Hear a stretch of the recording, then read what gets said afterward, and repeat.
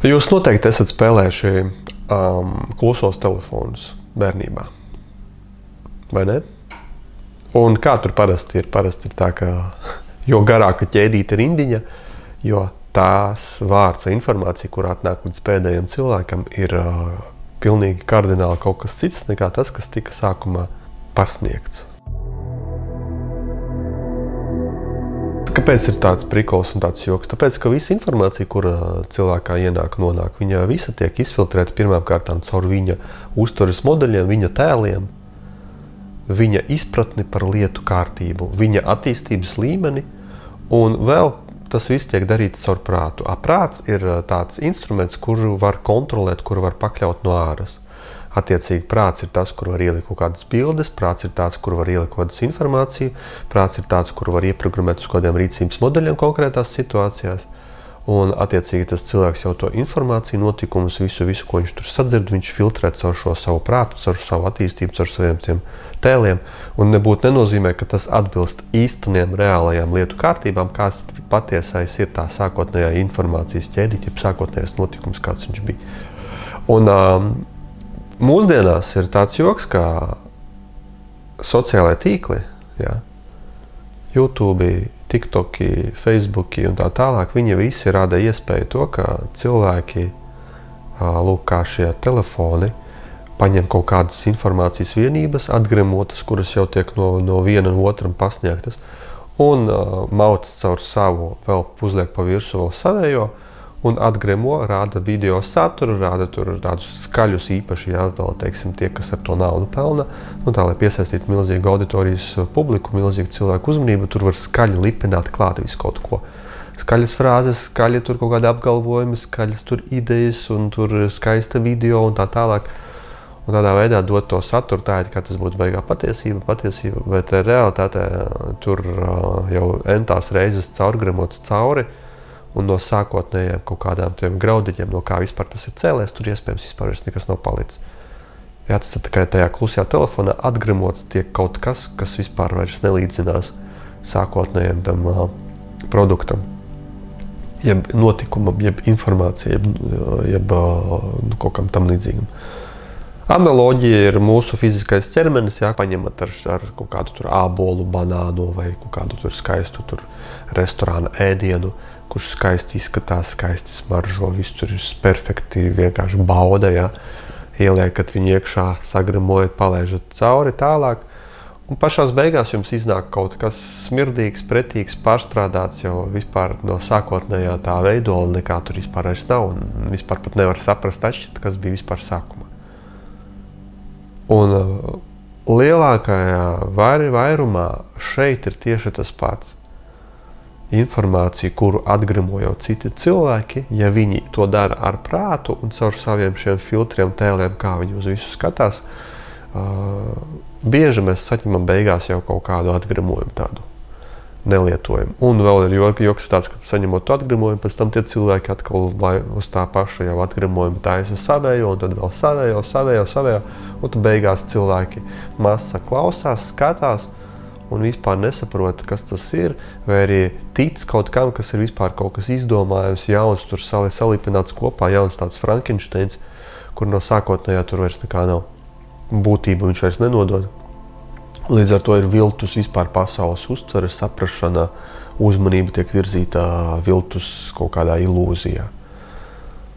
Un šāds joks šeit pastāv. Un tikai dēļ tā, ka šos prātus var kontrolēt, pārvaldīt, ielikt viņos dažādas domformas, ticības modeļus un uzskatus un tā tālāk. Ir kaut kāda būtība visaptverošā, kuru var iepazīt atkarībā no sava izaugsmes līmeņa, ar viņu saskaroties, sevi liekot apstākļos un novērojot un tīri caur sevi filtrējot, saprotot, apzinoties, kaut ko uzdodot jautājumus, meklējot atbildes pašam. Ir vēl otrs, tas viltīgais, tas klusais telefons, kur cilvēks to visu nevis dara pats, bet uztver no visādiem saturiem, kuri nāk viņam virsū. No visurienes, tīpaši mūsdienās, pilns ar tiem saturiem. Un tajā saturu kaudzē ir ļoti grūti vispār izprast, saprast, kas tad ir tas, kurš no tiem saturiem ir maksimāli tuvu sākotnējiem, tam pirmatnējiem, tam patiesiem. un kurš ir jau nereālais atgrimojums jau ventajā pakāpē. Un te arī ir jāsaprot tas, ka jo vairāk cilvēku masas kaut kam seko, kaut kam tic, kaut kas viņus aizķer, tātad tas jau ir baigi lielais atgrimojums. Jo patiesība, būtība īstenā viņa nebūs pievilcīga. Viņa nebūs tāda skaista, interesanta. Viņa būs diezgan garlaicīga un diezgan tāda primitīva tādam, kuram prāts negribēs ticēt, jo viņam taču vajag ekšanu, vajag visu kaut ko tur bildīt, salikt, vajag tā kā viss tas mutuļojošo vajag riņķī. Viņš nespēja to uztvert, to patiesību, to īstenumu, to būtību sākotnējo. Un tas pats par kaut kādiem notikumiem, kas riņķī notiek cilvēku dzīvēs vai sociumā, arī tur vajag piepušķot, izdomāt visu kaut ko,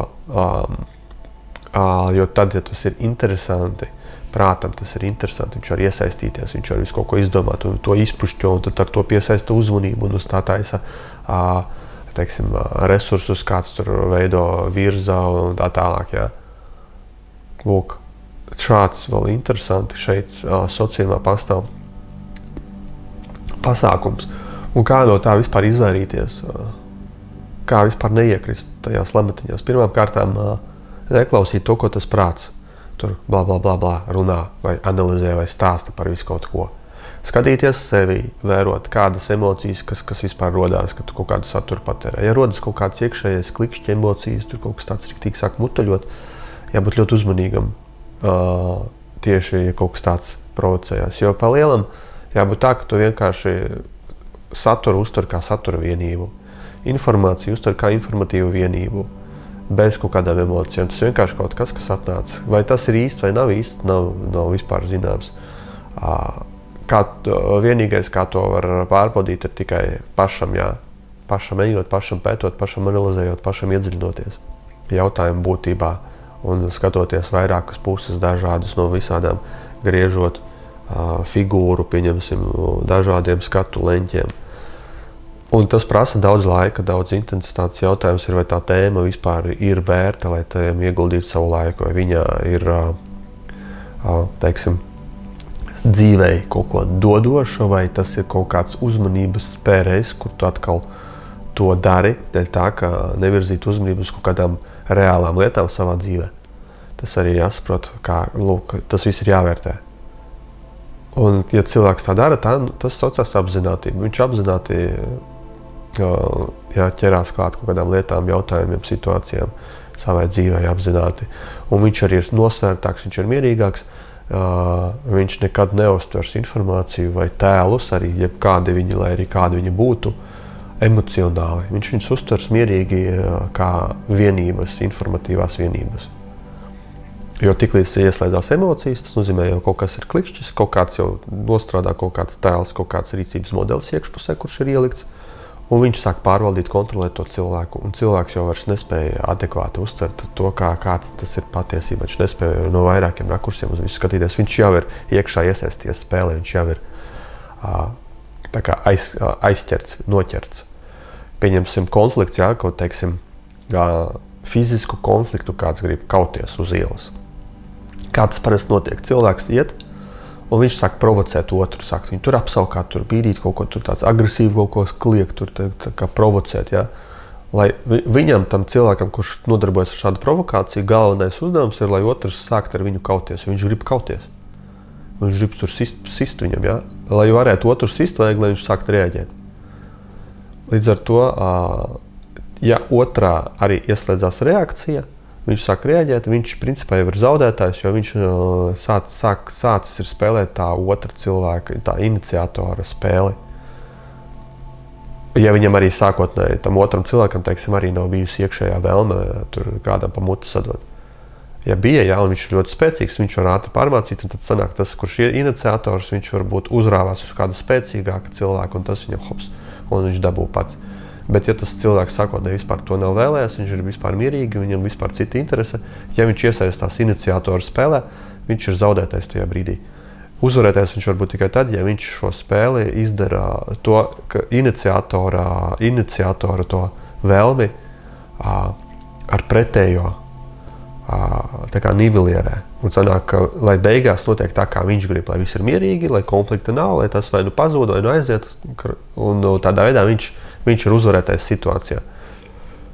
Un ar informācijas uztveri, ar notikumiem, ar analīzi ir arī tieši tas pats. Ja tu kaut kādā veidā paķeries, iesaisties, tu jau esi principā zaudētais. Nevis tu esi tas, tu jau vari neievērot, kā tevi jau tas, kurš šo informatīvo vienību vai notikumu ir radījis, kā viņš tevi jau ir iesūcis iekšā savā spēlē. Un cilvēks ir uzreiz zaudētais, tāpēc, ka viņš iesaistās.